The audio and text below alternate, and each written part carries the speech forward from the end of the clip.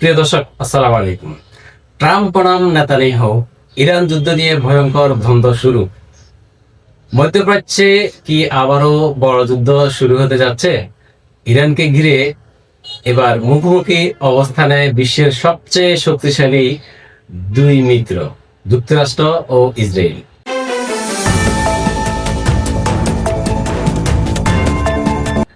Donald Trump হামলা স্থগিত করলেন, কিন্তু ক্ষুব্ধ নেতানিয়াহু। এটাই সবচেয়ে বড় ভুল। অন্যদিকে পাকিস্তান চেষ্টা করছে মধ্যস্থতা করতে, কিন্তু সেই চেষ্টা কি ব্যর্থ হতে চলেছে? আজকের ভিডিওটা জানবো ট্রাম্প ও নেতানিয়াহু ফোনালাপের ভেতরে তথ্য, কেন পিছিয়ে গেল যুক্তরাষ্ট্র, পাকিস্তানের ভূমিকায় কি ঘটছে, আর মধ্যপ্রাচ্যে নতুন যুদ্ধের সম্ভাবনা কতটা ভয়ঙ্কর হতে পারে। প্রিয় দর্শক, আজকের ভিডিওর এই শিরোনামগুলো দিয়ে আমি আপনাদের সাথে আছি। রতন ইনসাইট ফেসবুক পেজ ও ইউটিউব চ্যানেলের পক্ষ থেকে আপনাদের সকলকে স্বাগত জানাই। ভিডিওটি যদি ভালো লাগে তাহলে শেষ পর্যন্ত দেখুন, লাইক কমেন্ট করে পাশে থাকুন, আপনার মতামত এই ভিডিওর কমেন্ট বক্সে লিখুন। তাহলে চলুন পুরো ঘটনাটি আমরা একটু জেনে নিই, বিশ্লেষণ করি কি ঘটছে মধ্যপ্রাচ্যে ডোনাল্ড ট্রাম্প এবং নেতানিয়াহুর মধ্যে। এই নতুন দ্বন্দ্বে আমরা যা জানবো, মার্কিন সংবাদ মাধ্যম সিএনএন এর তথ্য অনুযায়ী গত মঙ্গলবার ডোনাল্ড ট্রাম্প ও ইসরায়েলের প্রধানমন্ত্রী বেনিয়ামিন নেতানিয়াহু মধ্যে একটি উত্তেজনাপূর্ণ ফোনালাপ হয়। এই ফোনালাপে দুই নেতার মধ্যে ইরানকে কেন্দ্র করে বড় ধরনের মতবিরোধ প্রকাশ্যে চলে আসে। খবর অনুযায়ী ট্রাম্প প্রথমে ইরানের কিছু গুরুত্বপূর্ণ লক্ষ্যবস্তুতে হামলার পরিকল্পনা করেছিলেন, এমনকি সম্ভাব্য অভিযানের নামও ঠিক করা হয়েছিল, অপারেশন স্লেজভেলা। কিন্তু পরে কাতার, সৌদি আরব ও সংযুক্ত আরব আমিরাতের মতো উপসাগরীয় দেশগুলোর অনুরোধে ট্রাম্প হামলা স্থগিত করেন। আর এখানেই ক্ষুব্ধ হয়ে ওঠেন নেতানিয়াহু। কেন ক্ষুব্ধ নেতানিয়াহু? ইসরায়েলের অবস্থান একদম পরিষ্কার। তাদের দাবি ইরানের বিরুদ্ধে দ্রুত ও কঠোর সামরিক পদক্ষেপ নিতে হবে। আর নেতানিয়াহু মনে করেন হামলা পিছিয়ে দেওয়া মানে ইরানকে আরো সময় দেওয়া। ফোনালাপে তিনি সরাসরি ট্রাম্পকে বলেন হামলা স্থগিত করা ছিল বড় ভুল। এমনকি তিনি ট্রাম্পকে সামরিক অভিযান চালিয়ে যেতে চাপও দেন। অন্যদিকে ট্রাম্প এখনো কূটনৈতিক সমাধানের চেষ্টা করছেন।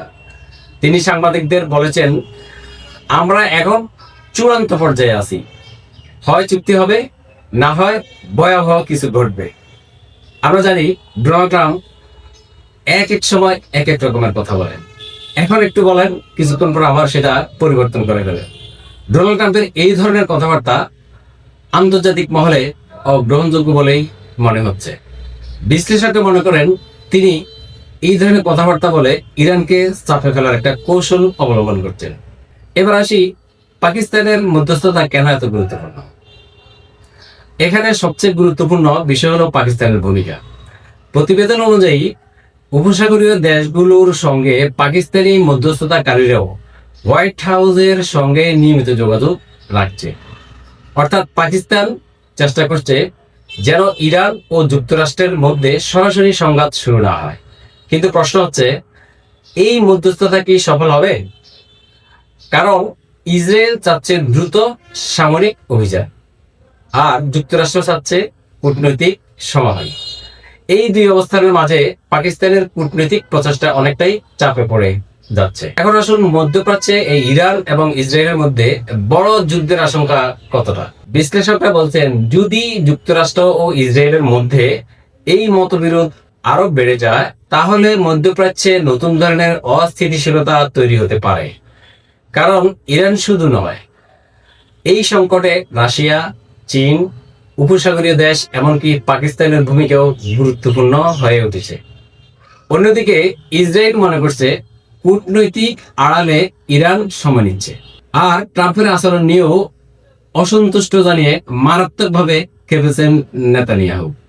কারণ প্রথমে কঠোর হুমকি দিয়ে পরে পিছু হটার ঘটনাকে দুর্বলতা হিসেবে দেখছে ইসরায়েল। ইসরায়েলের এই কথাটি আমার কেন জানি মনে হচ্ছে সত্যি। কারণ যুক্তরাষ্ট্র তাদের যে দুর্বলতাটা সেটাই অনুভব করতে পেরে আস্তে আস্তে পিছু হটে যাচ্ছে। দর্শক, এখন প্রশ্ন হচ্ছে, ট্রাম্প কি শেষ পর্যন্ত হামলার সিদ্ধান্ত নেবেন, নাকি কূটনৈতিক চুক্তির পথে এগোবে যুক্তরাষ্ট্র? আর পাকিস্তানের মধ্যস্থতা কি সত্যি ব্যর্থ হতে চলেছে? আপনার মতামত কি? কমেন্ট করে জানান। ভিডিওটি ভালো লাগলে লাইক দিন, শেয়ার করুন। আর আন্তর্জাতিক রাজনীতির এমন বিশ্লেষণ পেতে আমাদের এই চ্যানেলটি সাবস্ক্রাইব করুন। ধন্যবাদ সবাইকে পাশে থাকার জন্য। আসসালামু আলাইকুম।